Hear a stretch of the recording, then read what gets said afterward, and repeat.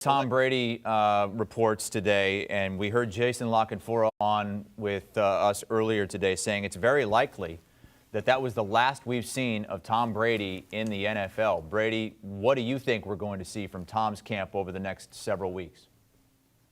I heard from some people within the organization that there was a lot of people who are coming to the game that wouldn't normally be coming to a playoff game, at least one that's not, an NFC championship game or back in the day an AFC championship game or going to a Super Bowl. And it led many to believe that this indeed could be his final game that he's played in the NFL.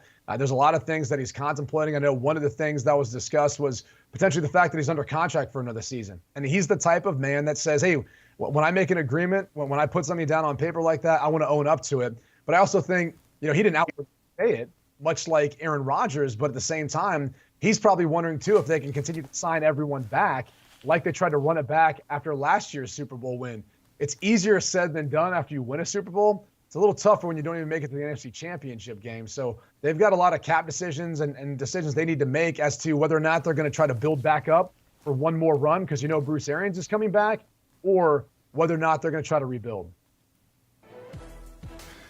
Yeah, I think this is one of those situations where family is pulling him away from the game. I think if it was up to him, strictly up to him, he'd come back and finish that last year on the contract and try and play because he's still playing at a high level. But when you look at it from a family standpoint, they've probably sacrificed a ton, and Brady knows, having played the position, there's a lot that goes into it, and having a family at times can put a real strain on it. So he's given up a lot of his life to the NFL, and it wouldn't shock me to see him walk away, but I also wouldn't be shocked, like Brady said, to see him say, you know what, I want to come back one more year. But when you look at the Bucs and their situation, they have cap issues, and you also have guys that are unrestricted free agents like Chris Godwin, who's an important, as we saw on Sunday, part of that offense. So there's a tough decision. I think ultimately he will walk away, but I think it's going to be more of a family decision than his. Do you want a sports network that delivers everything that matters about the game? The highlights, the picks, the instant analysis, no yelling, no fake debates, no politics.